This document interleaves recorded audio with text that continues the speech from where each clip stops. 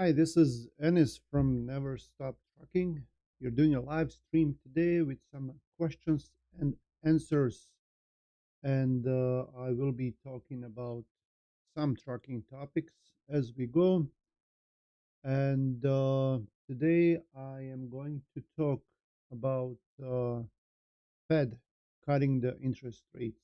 So we'll wait a little bit until we see some people join in and we can talk more about that. Hopefully, your day is going well in trucking because trucking, as we all know right now, is not doing that great, but we are still trying to manage, right? So the Fed cut the rates yesterday to half a point, which was kind of hoped for by the trucking industry. Some people expected a quarter point of interest rate cut, but they actually went out and did more than that. So that will probably have some influence on the current trucking market.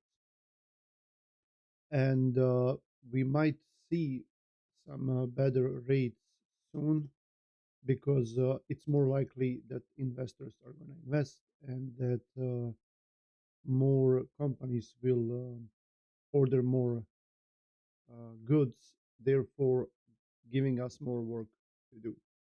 So I'm going to switch my screen here and just show you this. See. Yeah, so this is what they did.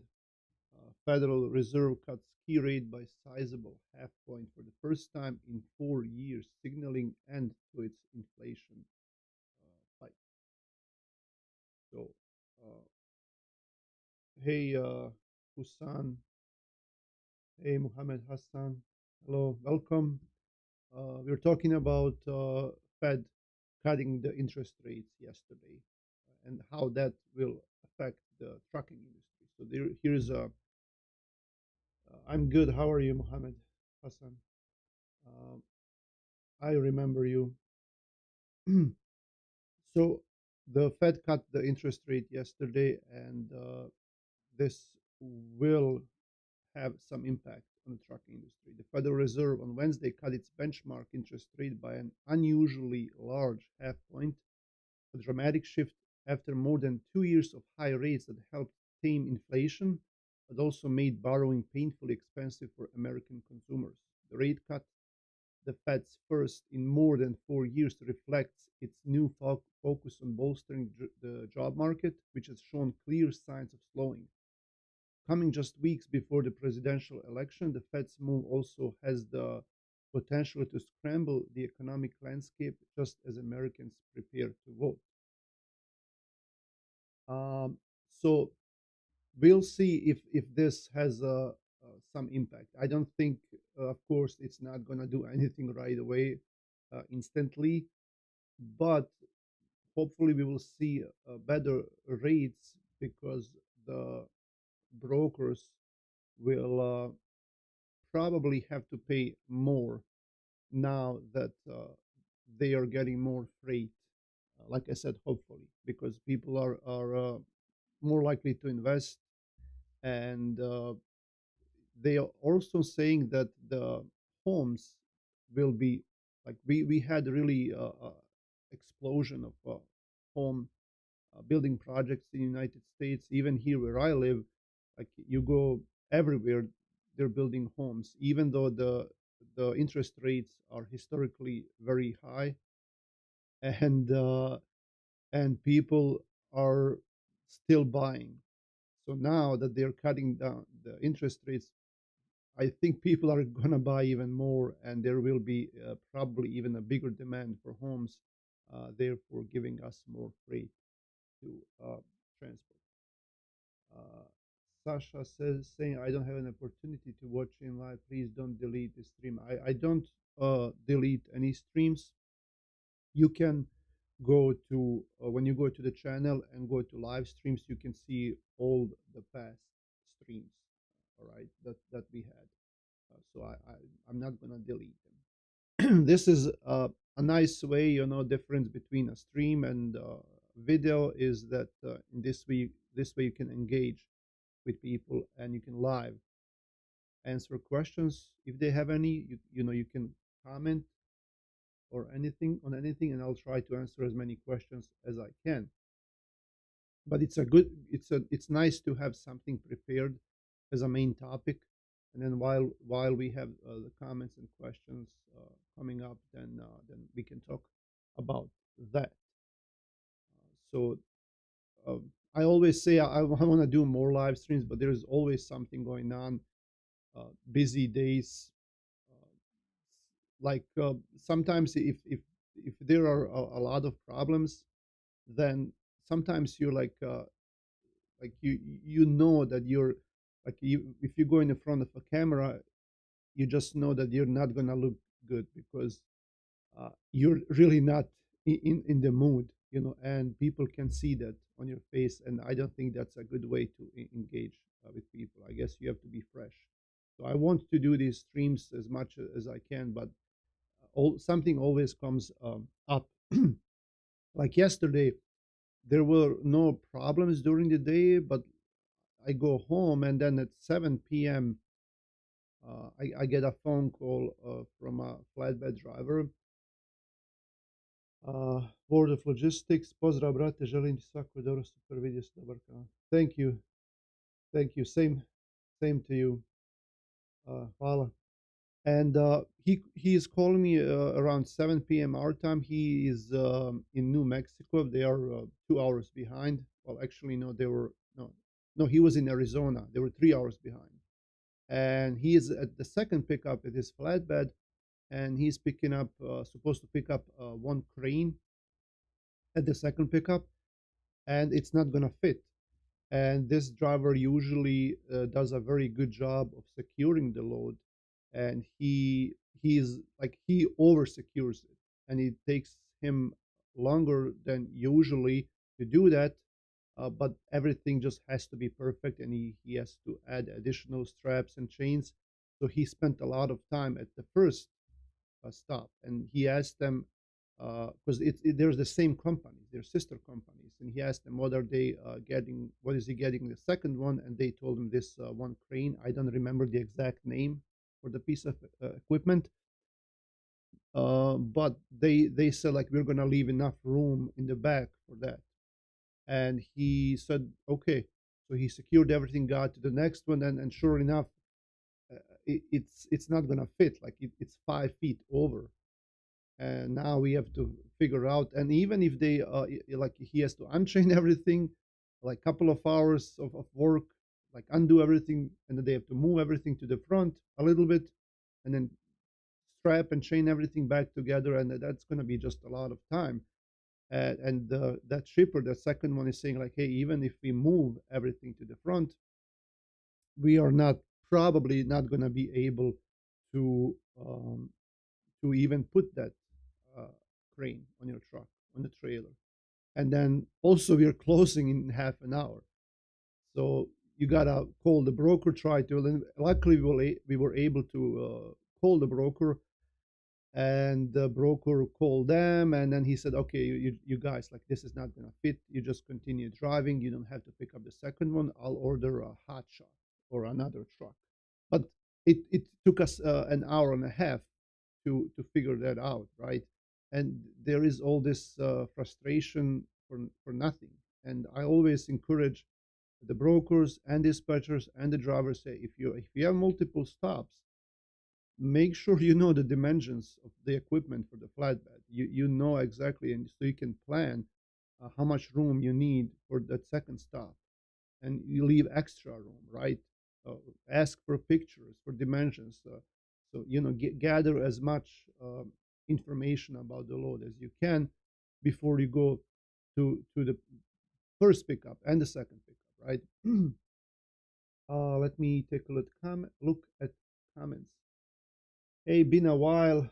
Oh, Paul as well. Hey, Detroit, you're Yeah, I was just talking about that. How busy, always something going on, and then like sometimes if you run into some problems, then you're not even in the mood, and you don't look well for the camera. And I don't want to be like that. I don't want to be grumpy on camera and mad, right? So uh, should be fresh. So, but yeah, busy. We added some trucks. Uh, it's uh, it's weird. I can talk about that a little too. I've been looking at other companies, and I see that most companies right now are cutting down on their trucks, cutting down on their company trucks, maybe selling the ones that are, like if they have big payments, or if they're just sitting around, or if they need some cash, and they would sell some of their trucks or trailers. Even some owner operators, they don't want to drive in these times, or they're getting out of trucking, or they're going someplace else. But most companies right now, if you go to FMCSA, you will see that most companies right now have less trucks than what they had like last year or this spring. But we expanded a lot in the Isora Express Authority. So we added a lot of trucks, and all of them are owner operators. And we have been very busy. Emro and I, he's been dispatching them, and I've been working in onboarding people and taking care of this safety and payroll, all of that. So if you all of a sudden add a lot of trucks, then you kind of need a lot of time to bring everything back to normal, right? To the same tempo that you had before that. And that's a good thing. That's a really good thing. I'm really glad. I call this a big success, but it just makes you very busy, and there's a lot of stress, right? So you can't have both. um, hey, Ulrich, nice to see you. Al Kabiz is saying, why is it very difficult to onboard new carriers by cold calling? Can you explain a little bit more why and how to do efficient cold calling? We spoke about this a lot of times, and I spoke about even I think a video that I posted this morning. I spoke about it. There's a video that I released this morning actually, and there's a part of it where I talk about that. So this guy was saying that he was making 500 cold calls a day to owner operators, and he had zero success, like nothing. So I kind of think that cold calling right now, I'm not gonna say it's waste of time. It still might work, but it's gonna be frustrating. A lot of people will hang up on you. They're gonna block you. I also get, and I mentioned this a lot too. I also get phone calls from dispatchers because I have my own authority, and they call me, right? And they call me and they say, like, do you need a dispatcher? I said, well, take a look at how many trucks we have. Like, if we had one or two trucks or three trucks, then okay. But if someone has more than five trucks, there is no point of calling them as a dispatcher, because they probably have a dispatcher, in-house dispatcher, or someone that's taking care of them, right? Unless they have another dispatcher, and maybe they're gonna go to you because you have a better rate. But the rate really doesn't matter. Like, if what's the difference between like 2 or 3 or 4 or 5% of your dispatching fee? If you give them good loads, if you're honest and on time, um, that should not be that should not make any difference. And if they switch to you because you're cheaper, once they find someone else that's cheaper, they're going to go to them. So this is not a good long term um, plan. And I always keep saying, everyone, you have to find something specific to you, whether it's social media postings, ads on social media, uh, talking to your drivers that you already have, and they can give out recommendations. Maybe you can even make some flyers, and they can um, put them out on truck stops or some place, like if they really like you and you give them some kind of bonus. I don't know, but you have to be creative. Like this channel has really worked for me, so that's my special thing, and I think everyone has to have something special that will work for them. But and cold calling, because everyone is doing cold calling, I don't know if that can be your special thing or not, right? So maybe you should try to find something else. If you guys have any questions, you can ask here. Um, Detroit Euro, good to hear business is doing well. Any funny stories about these brokers lately? There is always funny stories. I just have to remember them and write them down. But any dispatcher, like with you as well, you can. I'm sure you're full of funny stories as well. And if you want to hook up sometime, and maybe we can do a live or a video, record a video together, and you can talk about something interesting. I'm open to that as well. I want to hear other stories, not just myself talking into the camera, right? Because anyone will have some stories. Let me think. Like lately, what we had with and they're not just brokers, with drivers as well, right? There is something always something going on, right? um I can't think of anything. Are your trucks covered? Well, I was talking to Amro right now, because Amro, we work together here, and lately he has been dispatching the trucks. And like I said, I've been doing onboarding and marketing and that kind of stuff. And I was talking to him. I'm like, "Hey, are your trucks covered?" He says, "Yeah. Uh, uh, there is one guy, but he's not ready yet." I'm like, "Okay, good. I'll go live." Uh, but I don't. I haven't been dispatching like last week or so. I would come in and help him, help Emro if he needs help, or if I don't have anything else to do in the morning. I'll just say, "Hey, what do you need covered?" And then we will work together. But he has been right now mostly doing the dispatching, hence not releasing any dispatching videos, right? Because he's doing that. So I think for me, because like I said, we have a lot of new trucks in the authority. I think that I'm good with that, right?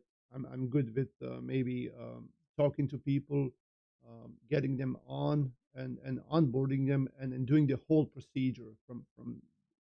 And I released a video as well the other day, like how we do it, how we send them everything, what the procedure is. Everything is electronic, everything is online, and I kind of developed that in the last few months. So it works really well. So I've been busy doing that. In my opinion, like everyone should be doing like what they're good at, right? And I always say, like, if you're gonna hire someone, if you're gonna work with someone, you should shoot for getting someone that's better than you. Like, especially if you're working by yourself. If you're a large company with a lot of employees, that's different, because you need certain people for certain positions. But if you're by yourself, you're entrepreneur, you're trying to do something, I always advise people, just if you're gonna hire someone, look for someone that's better than you. Like, first, you don't want to waste time in training someone. Okay, you have to train them, and then once you train them, they might just leave. They might start something on their own, or go someplace else. Even if you have to pay a little bit more, you should get someone that can teach you, right? I want to pay that person to teach me. I want to have someone where we're going to make decisions together, like someone I can rely on. If they're going to look up to me and listen to everything I say, that that's not good. Like Emro, he multiple times he would tell me, like, I say, "Hey, let's do it this way," and he's like, "No, well, we should do it that way because such and such." I'm like, "Oh, okay, well, he's probably right."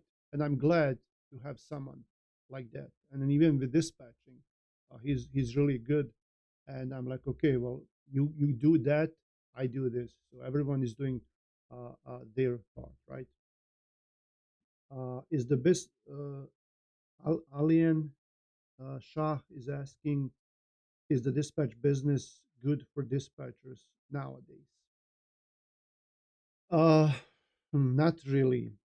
If you are an established dispatcher and you have some trucks from before or from recently, you should be doing fine, right? Because I'm assuming you would be paid by percentage, and if the trucks are making a little bit less money than they used to do, then it's also less money for you, right? But you're not out of work; you can still make some money. But if you're brand new and you don't have anyone, the hardest part is going to be getting trucks to sign up and getting people to trust you. Okay, especially because you're new and most likely you don't have experience. So that's probably going to be a bad thing as far as starting. I mean, nothing is impossible. I think it's still possible, but everyone is making it harder for dispatchers. Like DAT board, they don't want to give you an account unless you the owner operator now gives you one of their seats in the DAT board. A lot of brokers are using systems that are not letting you access the packets, the loads. So a lot of companies are making it harder for you to succeed as a dispatcher. There are some ways that you can do it, but you have to be creative. You have to be creative in order to be able to access these websites, right? uh, Amir, hey, big boss. Uh, I am big, right? But not a boss. Stop in the streets market. I don't understand this question, Amir. Amir, if you can repeat that question. How much winters affect truck? How much does winter affect trucking business? Um, it shouldn't affect that much the trucking business. It used to be that long time ago when we had normal markets and normal trucking industry, it used to be that winter would be really slow because you would know, like summer is the best time to make money, you hustle, and then you have the holidays, and towards the end of the year, once the holidays are over, then you know that everything is going to slow down. You just plan for it, and it's normal. Okay, due to a lot of things like flatbeds are doing less work. There's less construction going on. Reefers, like it's not the season for reefers. The holidays are over. Everyone bought what they wanted, and now everyone is just chilling. And that used to be normal. But now, in the last 2 or 3 years, it's same. Like, because the summers are bad anyway. Even the holiday seasons, they're not that great either at all. So now the winter, it's same. The only thing is that it's harder for drivers to drive. A lot of the drivers will not go to states with a lot of snow. That's the only thing. And then it will take them some time longer to deliver a load. And it used to be also that if there was a big winter storm, that broker would pay more money because no one would go into the winter storm. But now, like no one even cares about that. Like it's not even a question. You take it or leave it for their rate. So right now, winter does really not affect trucking except for the driving part for the drivers. That's of course much harder. Amir, work with Amazon. They have suspended every carrier who booking a team load for solo. Huh. Well, we actually, for the last 3 months, we have been working with Amazon as well. We have one guy. I've had an Amazon account for the Relay account for a long time, but I never used it because I didn't have drivers who wanted to do it. And if you go there, like the rates are really cheap. It's like $1.50 on the average for the Amazon load. The only good thing is that it's a drop and hook. You don't have to worry about your own trailer. Everything is preset, right? You just pick up and deliver, drop it, that's it, right? But with this guy, he used to do it before, this owner operator, and then he gave us some tips, like what, like how to get contracts, how can, and he's been really hustling, and our score is now perfect in Amazon. You know, it's perfect, 100%, A plus, and now he's doing really well, right? This guy, but I can't. But he's always on time. Like he updates everything, uploads everything that they ask him. We always watch everything if they need for something, and everything is perfect. You have to have a perfect driver that wants to do this and that's always on time, that updates them, like no messing around. One little, like you cancel the load even like a day ahead or 2 days ahead, your scores will go down. So you have to be really good with Amazon, and you have to get the contracts, and that's what he's been doing. And like I said, I don't know really much about Amazon. I'm learning with him as well. But now I'm pretty good. The most important thing that I learned is that you have to have a really good, responsible driver for Amazon. If you get your hand on those contracts, and those contracts are not that great, right? But for him, it works because they're short, they are regional, within like 2 3 states from where he lives. He can be home almost every day, and he's not spending a lot of money on fuel. So it works for him, and it's constant freight, and you can book a contract for like a month or two, and you know what you're doing, all right? So it's cool for him. But now I learned the most important lesson is like a lot of people will get those loads and they will advertise them, and they will add more drivers who um, who could do it, and they explain everything to them, but these drivers mess up. They're not on time, they don't give updates, and then all of a sudden your scores go down, and then everyone is done, and then no one has the loads. Okay, so you have to be really careful. Too low voice, you can't hear me. Okay, I'll try to pull this closer. Hopefully this is better. Okay, because I don't want this to be in the frame, so hopefully this will be better. Okay, yeah, I think this is all up. Maybe I can do this a little bit better here. Okay, let me know if this is okay. Do you have drivers that now? Good. Okay, I like it. Thanks for telling me that. Now I know. I've been meaning to get a new microphone, but you know, we'll see when the markets improve. Okay. Do you have Detroit Euro? Do you have drivers that work for you that live out of state, or do your drivers just live in the? No, most of them are out of state. Right now, I only have one guy. Excuse me. That's out of Grand Rapids. But most of them right now are from all over, actually. I used to be very skeptical about that.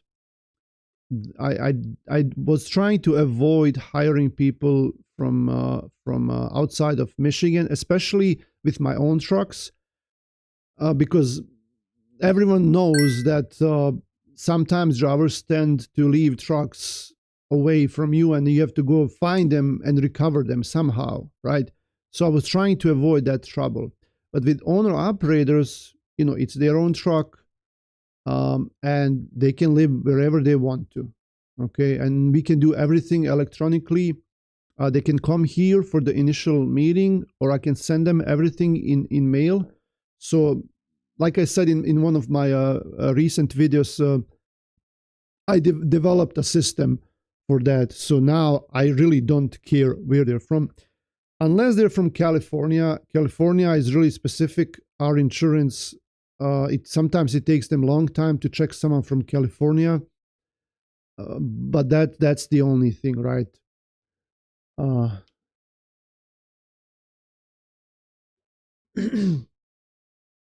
Kabiz, I have made some of my best money as a trucking company owner, dispatcher, and broker during the winter. Typically, capacity can be lower, making lucrative season. This has been my Yeah, it's like I said, it used to be that brokers would pay a lot of money when if there's a snowstorm, but you have to have a driver that wants to do that.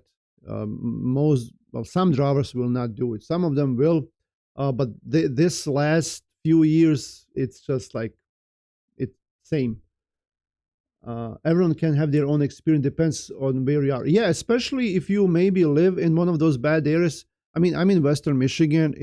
We get a lot of snow. Like I think one of the years, I don't remember which year, but here we had the record of snowfalls for that season in the whole United States. But we don't have sorry, we don't have mountains here. It's flat. We have the lake effect. That's the only thing. But a lot of states they will have mountains and they will have drifting snow, and that's crazy, right? Where you have to have chains and all of that. So I'm imagining in those places you could get some extra money for loads in winter. Heavy media. What's the cheapest and fastest way for power of attorney for my DOT number? And can you explain exactly what power of attorney is? The more videos I watch, the more I'm confused. Um, so power of attorney for my DOT number. Now, I don't know like that you need a power of attorney if you have your own authority, your own DOT number. Power of attorney is only needed for dispatchers who are dispatching other authorities, right? So if I'm a dispatcher and you have your own DOT number and I'm dispatching your company or your truck, then I will need a power of attorney from you, giving me power to book loads on your behalf, negotiate prices, fill out the contracts with brokers, that kind of stuff. But if you have your own DOT number, I don't see why you would need that. If you can elaborate on that, please. A lot of scammers, brokers in this sphere. Yeah, there is a lot of not just brokers, trucking authorities, brokers, dispatchers, a lot of scam. And I think what everyone is doing is not enough. The only thing that Highway and RMIS and I think FMCSA is doing is that they're restricting access to people from United States only and Canada. If you're outside of here, sometimes you can access them by VPN, but lately you can't even do that. So that's the only thing that they're doing, nothing else. And FMCSA, even they got a complaint the other day. I read about it, and they were told that they need to do everything in their power to prevent it, but they're not doing anything. They're not doing anything to prevent it, and it's just crazy. You have to be extra careful when it comes to scammers. Atlas Adventure, hello Anis, greetings from South Carolina. How is the power only loads here on Southeast and Midwest regions for owner operators? Thanks. Power only right now, we have been doing it occasionally, and most of our owner operators who start that way, they will eventually switch to at least renting a trailer if they don't have their own. People will do power only because they don't have to pay for renting a trailer. But in my opinion, like if you get a loaded trailer and you're paid a normal rate to get the trailer from somewhere to somewhere, I think that's okay, right? But if you get a loadout trailer, right now they're not. Some of them they're not even paying you anything. They used to at least pay you something for a loadout trailer. They give you like 7 or 10 days to bring it somewhere, but now it's like it's free. Like they don't even pay you for anything. A lot of these brokers, and then you can use that trailer to transport loads, like a bit during that time frame, as long as you bring the trailer by a certain date to a certain point. But then that limits you. You can't go anywhere you want. Like maybe you can do 1 or 2 loads, but then after that second load, you slowly have to start going towards the destination for the trailer. So that limits you a lot. And in my opinion, I really don't like messing with that because it's double work for every. You have to find a loadout trailer, then you have to find a load. There are like JB Hunt, TQL, Schneider. They will have a lot of those, and there are some other brokers who specialize in them. But a lot of new brokers will do power only, and a lot of these brokers are on no buy. When you check them with your factoring company, these brokers are usually new or inexperienced. No one else wants to work with them, and they just do this power only. And you have to be really careful. You have to take pictures of the trailers. Sometimes they will charge you for these fees, like damage or something like that. So I really don't like doing that. But power only is same everywhere. Like I don't see, like it's kind of similar to the drive-in market, because most of these power only loads are drive-in, essentially drive-in trailers. So it's kind of similar to that, right? If loads are paying well, or if you have loads going to east, and once you're in East Coast, it's gonna be harder to get out. Same with Florida or Denver, Colorado, Northeast, stuff like that. So, I really can't answer that question specifically, right? It's okay, because the Carolinas right now are doing okay, same as anything else in that area, but nothing special really. Okay. Do you recommend a factoring company for startups? If you mean a brand new company, that's really up to you. If you're a brand new trucking authority, you will need around 20,000 in cash to operate smoothly until you start getting paid directly from the brokers, if you don't want to use your factoring company. That's how I started. And I got up to 5 trucks without a and I was operating without a factoring company for a couple of years, and that was really some of the best times. But I mean, we had really good paying loads. The markets were great. But like getting a check in your mailbox or getting direct deposit from the broker and no one is taking that fee, that's priceless, right? And contrary to the popular belief that factoring companies somehow make those brokers pay you, that's really not true. I never had any problems with brokers paying me, never. They are more hesitant to pay the factoring company because now they have to work with someone else that they don't want to work like. And like even now, like if my factoring company is having trouble getting paid, they ask me, hey, can you call them? And because it's going to be different. Like if they hear from you, because you were the one that actually did the load, they sold the load to you. So if you talk to them, there's a better chance that they're going to pay. And that is 100% true. Right. But most trucking companies will use a factoring company, and it's what it is. So if you don't have $20,000 in cash just to use that as your cash flow, then yes, you should go with a factoring company, because it will take at least 30 days for the brokers to start paying you. And in the meantime, you have to pay for fuel, for the maintenance, tolls, everything on the road. You're not going to be able to take any money for yourself either, like no pay. So you have to have some cash. And then myself, when I was at 5 trucks in the authority, then I wanted to add more, but then like it was tough.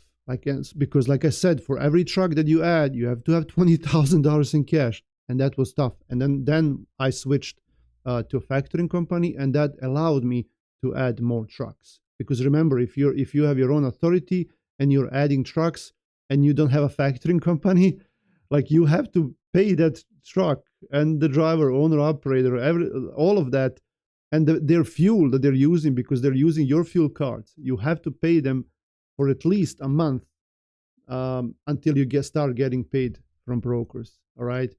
I work with RTS. I know some people have RTS is really strict. Okay. The good thing about them is that they're not gonna work with a broker that's somewhat bad. That's the good thing. But there are other factoring companies out there. as well. If you're interested, email me. I'll connect you to this friend of mine that works at RTS. But like I said, there are a lot of factoring companies out there, and make sure you look at the agreement and the terms and all of that. Do a lot of research about the factoring company before you start working with them. I'm sorry I've been talking about this, but it's good thing that you guys are giving me these questions so we can talk about a lot of things. Let me see. Okay, can dispatcher find the dryage truckloads? If yes, how to find their brokers? That's going to be tricky, right? That's going to be tricky. So I don't have much experience with that. I'm gonna admit. Okay. Hi, good afternoon. My driver got an inspection level 2. How long is it gonna be posted on? I have almost 4 months authority. A lot of ask me for inspection. Okay, so if you get an inspection, it should show within 2 or 3 days. That's what I've been seeing with my authority, and it's good for 2 years, right? Like the FMCS say they will show 2 years back.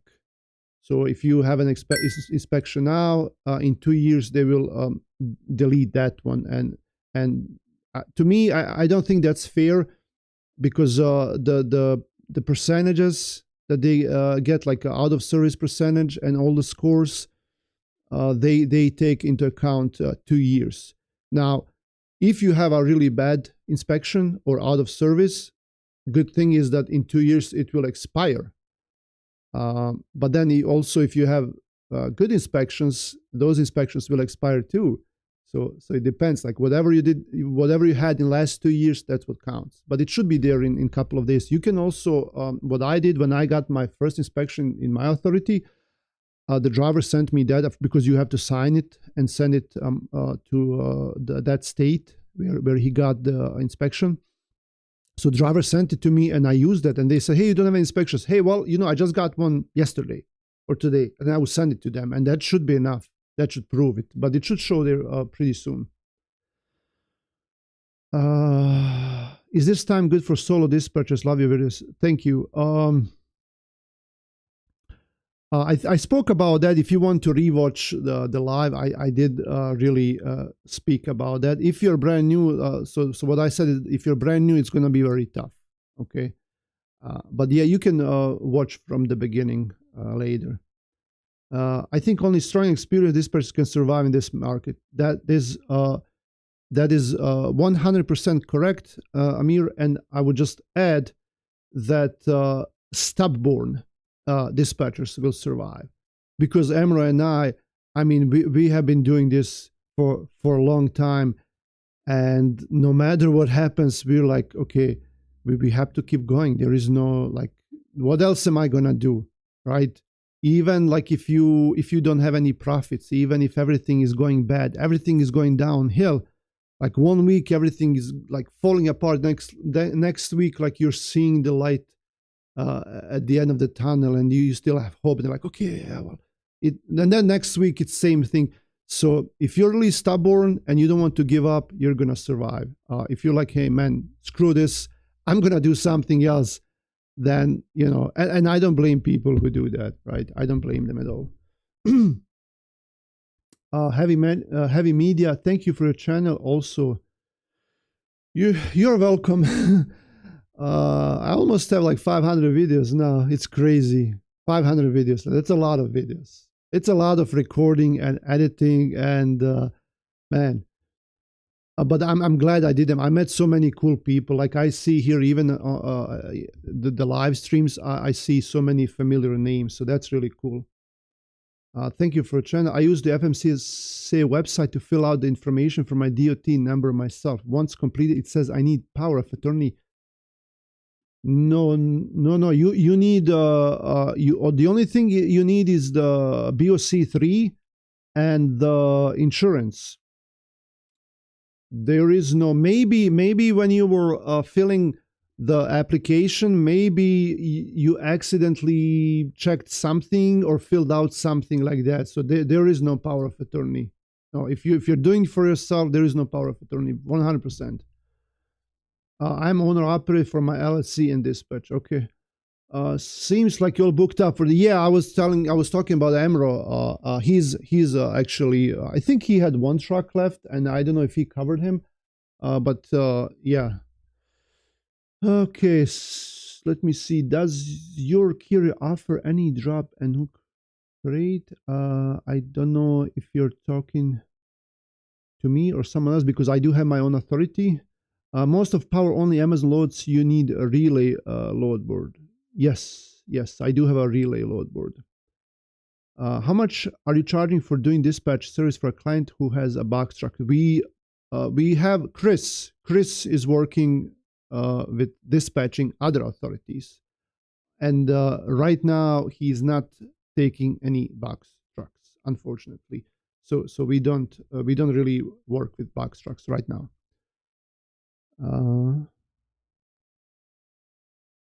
Okay, how much are you?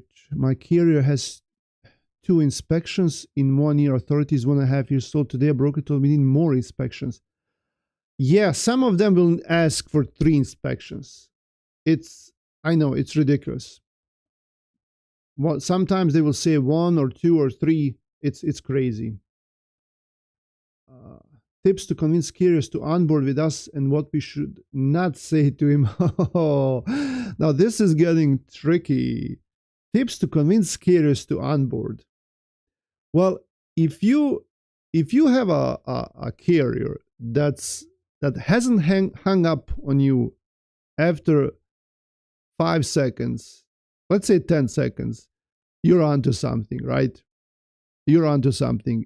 Because I know from experience, like you connect, or like they might swear, they might just say no, thank you, and they hang up and they block you. So if you are past those 5 to 10 seconds, I think you have a really good chance because now they're listening. Okay, here's one tip. I think you should sound confident, right?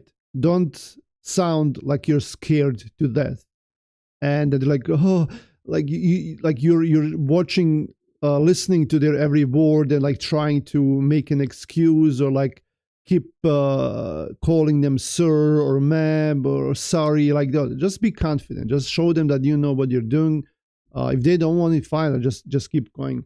So I think like if they can sense confidence in your voice, that's and if they're with you after those 5 or 10 seconds, then I think your deal at least they can try you out, right? They have nothing to lose. At least they can try you out. What should you not say to the owner operator? Like, I don't know what you should not say. Don't say we have. What's the most thing I'm hearing when they're calling me? We have good paying freight. Like, don't say that. Why would you say we have good paying freight? First, you don't have freight. Like, right? The freight is not yours as a dispatcher. It's the broker's freight. And then the second thing is like no one has good paying freight right now. It's bad paying freight, right? If you say we have constant lanes, you don't have constant lanes, right? Don't start your pitch with a lie. Just tell them the truth, right? I'm a dispatcher. I'm looking for loads. I'll do my best to offer you the loads that you want, that you like, and then you choose, right? So maybe, like the more honest you are, they will sense it in your, because I also get these dispatchers call me like with a thick accent, right? I have an accent too, and you can tell that I'm not American. I'm not from here. I wasn't born here. I didn't grow up here, and you know that. But especially like you live someplace else, and you have a bad accent, and you tell them, "Hi, my name is George." Like, your name is not George, right? Like if your name is too complicated for them, and don't think that someone is not going to like you because your name is not American. Just maybe shorten it up or come up with your local name that's short, something like that, right? You're not George, you're not Steven, and we know that. I'm not either. Okay.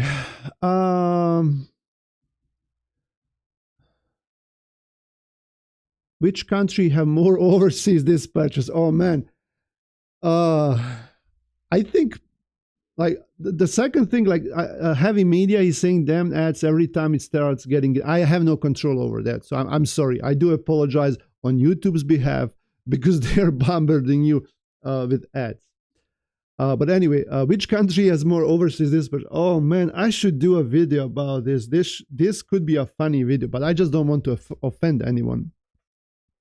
Oh, 100% Pakistan and India. Okay, that's 100%. And then and then we can go to Eastern Europe. And Eastern Europe, it can be a lot of countries, right? Especially the far east. The further east you go, then there's a lot of dispatchers from there. And I really don't. It's really interesting. I used to have a lot of people from Africa, but lately not that many. But there used to be a lot of people from African countries inquiring about getting into dispatching, but not a lot from South America, which is weird. And then also not a lot of dispatchers from United States because for them, I guess it doesn't make sense for them to work for those rates, right? Because you can easily get someone from overseas for maybe like half of what they would pay to people that are based out in United States, right? So Pakistan, India, Eastern Europe for sure. What do you offer to lease on to you? Okay, so we work with semi trucks, so drive-in, reefer, flatbed. Okay, and I can actually real quick, 20 seconds. I'm gonna move this here, and okay. So here it is right here. I don't know if you can see it. I'm gonna zoom in a little bit. So you get 88% of the gross revenue of the load, direct deposit, original rate confirmations, fuel cards with discounts, dedicated dispatcher, no force dispatch. You can rent a trailer. You choose where to go. Right now, I don't know if that's gonna change in the future, but right now, there is a cargo and liability insurance every week, like in any other company. But what we have done is we put everything in that, like ELD, IFTA. There's nothing else. Like you go and see some companies like advertising their fees, and they will only tell you, okay, so you get 88% and there's cargo and liability, for example. But then once they send you, and I had that recently, I was actually like, it's a long story, but I called these people and they sent me a list.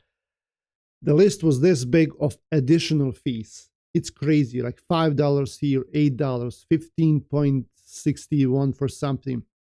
With us, everything is included in that cargo and liability fee for a week. And there's nothing else, right? Except for the fuel that you would be using.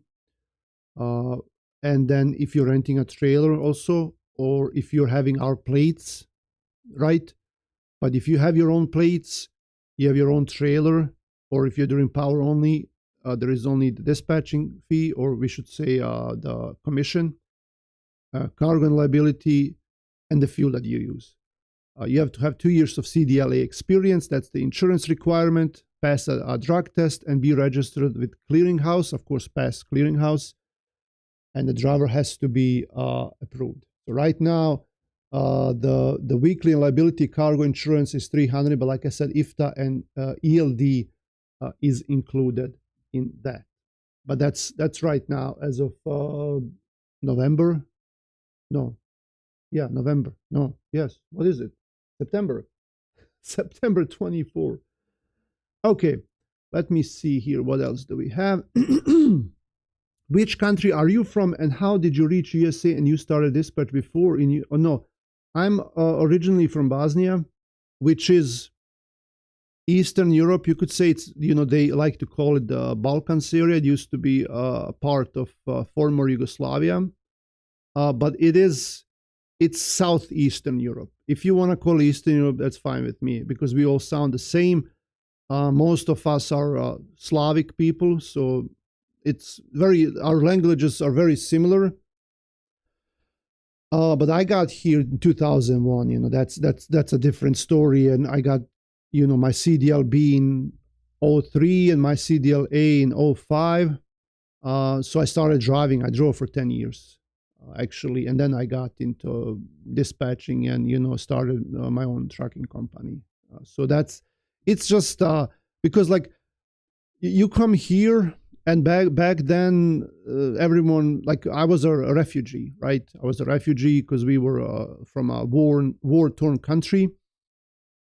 I was there the whole time during the war. I was a teenager, and then we got here, and as refugees, and they offer you work. And luckily, my English was good at that time, and they offered me a decent job here. And back then, like you could find, like in 2001, everyone was hiring, right? Like fuel was like 90 cents per gallon, and everyone was hiring. It was so easy to find work and so cheap.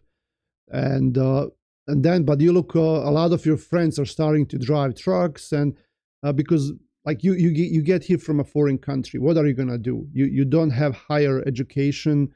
Your English is not that good. You don't have any references. What's the only thing where you can make some money and without all of that?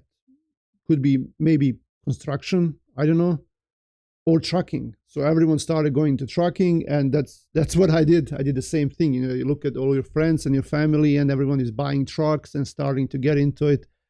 But back then we didn't like, the cell phones. Few people even had cell phones, and it was if you had them, it was a prepaid cell phone. So no GPS, no navigation, no internet, like no text messages, nothing like that. So it was interesting. Maha, so should I send the inspection to the state to update? My driver said the officer told me you don't have to do anything. It's going to be posted automatically. No, in order to get that update, you don't have to do anything. Yeah, and he's correct. Like they will just put into the system and it will show up. Just keep watching it. Like I said, it will be maybe like 2 or 3 days. But if there was a violation, you have to sign it and send it to that state, and they will have a email or fax number or address on top where you, as a motor carrier, you have to sign it and send it to them. Some states you don't have to. If there were no violations discovered, you don't have to sign it or send it back. Some states, even if there are no violations, then you still have to sign. You have to read the fine print. I always send it. I always send it back, no matter if there's a violation or no. I sign it. I send it back to them. I make a copy, because you're supposed to make a copy of that. Put it in your driver qualification folder for that truck, and I always print out a proof that I sent it to them, whether it's email or fax.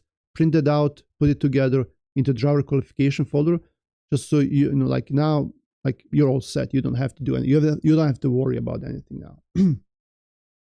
And then also, if there's a violation, usually they give you 2 weeks to fix that, right? If there was a violation, if there is something that was mechanically wrong, the mechanic has to sign it and vouch that this was indeed fixed. If there was a mechanical issue on the truck. Okay. Detroit Euro. I have a foreign name. I have no accent though, so I would just use the name Alex, so brokers wouldn't ask me how I pronounce my name every time I waste time. No, and I've seen a lot of there is a lot of Bosnians here, and there are a lot of them are dispatchers, and I see a lot of them using American names, and most of them are some younger kids who grew up here, and like you said, they don't even have an accent. You would probably never be able to tell that they are not American, and they use their names, those names. And my preference is that I use my own name, no matter, like my name is simple. It's simple to write, simple to pronounce, but still, I think if it was longer, I would probably use it, or maybe shorten it up, right? But that's for us here, like we are here, like. But if you're someplace else on the other side of the world, and by nature, your accent is really thick. Like you never been here, you were never exposed to this accent, and by nature, like your accent is really thick, and people are having hard time understanding you. Like the other day, I was calling support for something, and it was one of these tech companies. I can't remember what it was. So I called them, and a person with an obviously thick accent, and I know they're not from here, and I can hear the roosters in the background, right? Because so they're working from home, some are like in the village, and like it's what it is, right? Right. So, but like, don't tell me you're George. You're not George. So that's my point.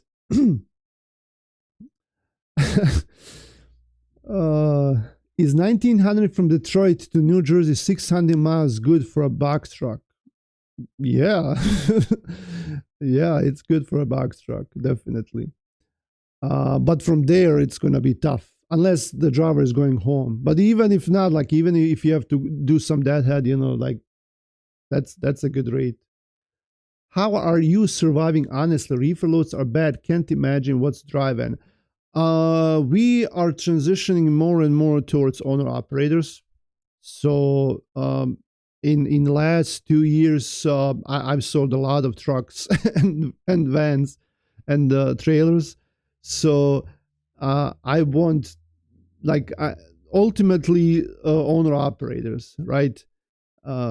So whatever you can do for them, then that's like, if you can get some money, at least you don't have high maintenance costs. At least you don't have to deal with the issues with mechanics, with truck issues, hiring drivers, which is right now I have some of these owner operators who have 2 trucks, and they want to hire a driver to drive that second truck. It's hard. Like, they can't find anyone. It's very hard to find drivers. So that's how we are surviving. Cutting down the costs. I spoke about that in one of the recent videos.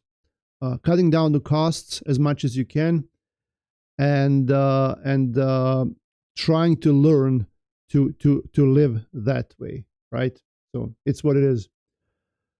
Okay, can we use DAT loadboard in Canada? You can, but there is another one. Oh man, what you probably know better, because if you're from Canada, there is this extension of DAT. They have like a sister company that they use in Canada. I can't remember the name, but they're very expensive. It's ridiculous. But yeah, there are some loads on DAT for Canada, but not that. It's not that great, right? Kindly tell top 3 to 4 burning problems of carriers so we can showcase them. Yeah, I'm gonna Fahad Ali. I'm gonna 3 burning problems for carriers. I can't really. I have to think about it, and I really don't have much time because I want to address these other questions as well. But I could probably make a video about that for carriers, so we can solve it for them. And that's really a really good question and topic to work on. I like it. Thank you for them. Adnan, I'm trying to dispatch from I'll learn from YouTube without any specific teacher. Watched you and many other YouTubers. I'm trying to my best. I got many curious, lost many. Yeah, so did Chris. Chris has been working for us for a long time, and that's how he taught himself from YouTube. And he's really he's a really good dispatcher. So it's definitely doable. But yeah, you're gonna get a lot of carriers. You're gonna lose a lot of them, because Chris, he has a couple of them that have been with us for, like, I don't know if it's been 2 years or so. But if you get a really good carrier that and reasonable that you can work with, they will stay with you for a long time. A lot of them, like over 50%, they will not stay. They will not stay for different reasons. But if you get just a few of them that are hardcore and they are very loyal, you can always count on them, and that's great if you can get those kind of carriers. How do you add factoring expenses to QuickBooks? Well, uh, you don't, right? The way I do it is like you have income and what's the other word? You have income and expenses. So the way I count income is whatever I get from the factoring company. Whatever the factoring company is charging you as the percentage, they usually do ACH most of the times. They would do ACH or wire transfer. And you can record that from your bank in QuickBooks as your income. And that's your income, right? You don't record what the brokers pay you. Just record what the factoring company sends to you, and that's it. All the fees are deducted. It comes out to the same at the end. Your way, you can specify their fees, and maybe if they have transaction fees, things like that. But like sometimes brokers will not pay you, and you have to count that as a loss. But this way, if you just categorize the income from factoring, whatever is coming to your account, as income, then there is no need to even show the factoring fee, right? It's much more simple, in my opinion. The reasons that I can't fulfill their expectations of RPM, and yesterday I was too demotivated that I decided to left now, but today I'm thinking to get back and keep trying. When we have carriers sign up with us or owner operators to the authority, we would always, there is a piece of paper that we came up with. Actually, Amro came up with that, and it's part of the agreement.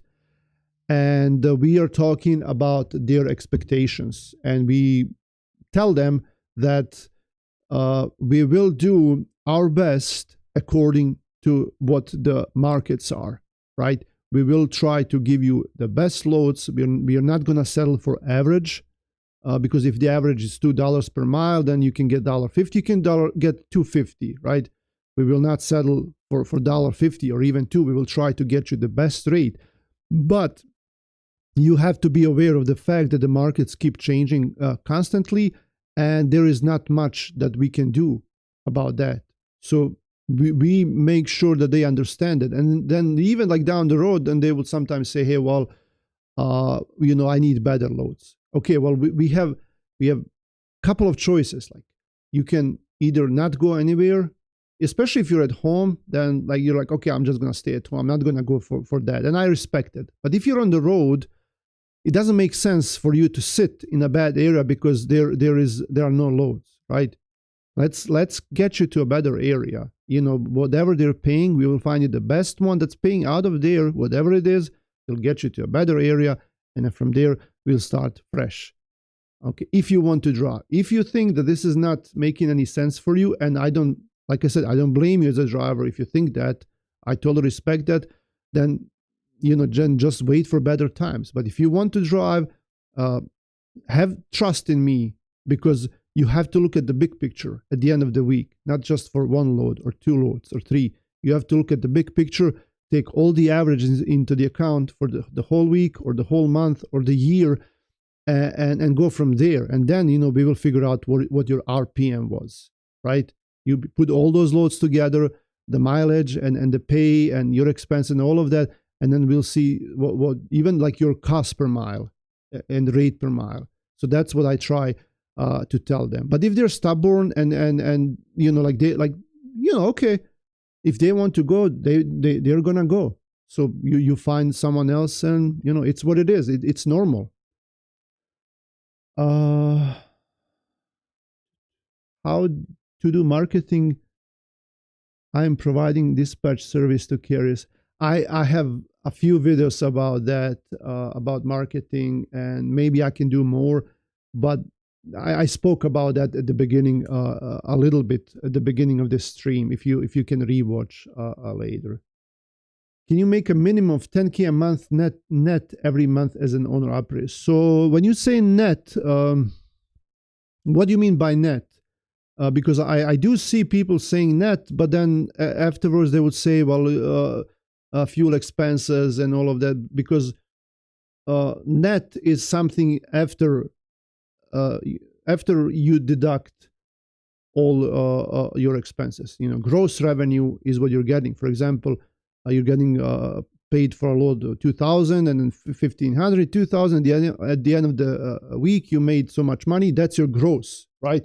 And then from that gross, you deduct everything: the fuel, the commission. You're like if you're under someone else's authority, insurance, all of that, and then that's your net, right? So if we are talking, we have drive-ins, we have reefers, step decks, flatbeds, we have a lot of different equipment. But if you're talking about drive-in, your gross is not going to be 10, right? Unless you have some special contract with someone or somewhere, or you're driving like there's a lot of cheating going on with ELDs, okay? And I don't, when I speak about weekly gross revenue, I don't take that into account, because I've seen people like who claim they drive 5,000 miles a week. Okay, so if you drive 5,000 miles a week, then okay, well, yeah, you can gross 10K, you can gross, but first, it's not legal, of course, that, and second, you're going to be using a lot of fuel and a lot of time. It's very dangerous. It's like, I don't know, in my opinion, that's not worth it, but some people will do it. So when they say 10K, okay, yeah, you can, but if you're going to drive 3,000 miles a week or less, then no, you can't make 10K. How often do you go live? I've been binge watching whole channel for about a month. Thank you for the. Like I said in the beginning of the video, I'm trying to go often. I can't because of the work and problems and mood. A lot of things. I'll be honest. You have to be in good mood to go live. Like I've been hour and 11 minutes right now, right? So you have to be in really good mood to do that. But how often do I go? Like lately, it's been like once every 2-3 weeks, maybe, or even longer. But I want to change that. I keep saying that, but I don't. So hopefully I can do another live soon. So I can't really promise anything. I agree, Detroit Euro. I'm glad you agree, and thank you for always being here, Detroit Euro. Do you put your job posting on Craigslist? Yes, I like Craigslist.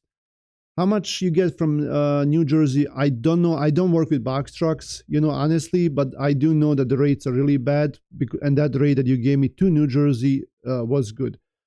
From New Jersey back to Michigan, I really don't know. Can you start dispatching course from? Can I start? And you mean like, can I start a dispatching course, or if you can start watching one? I didn't understand that question. Can we start a truck dispatch right now? You can, if you have some experience, if you think you can get truck drivers, if you have some money, right, to invest maybe in ads, in software that you need, yeah, you can. But if you're not sure, if you don't have experience, it's going to be tough, right? If you don't have any experience, it's just going to be tough. What do we look under on Craigslist to find your company? I don't have right now. I don't have any ads on Craigslist, right? I used to do that when I was needing company drivers. I would do that. But thanks everyone for watching. I think this was a really good stream with a lot of great questions, and I even have a couple of ideas for new videos. Thanks for watching again, and hopefully I can see you soon. I cannot promise that I'm going to be here tomorrow. I can try, but hopefully next week. And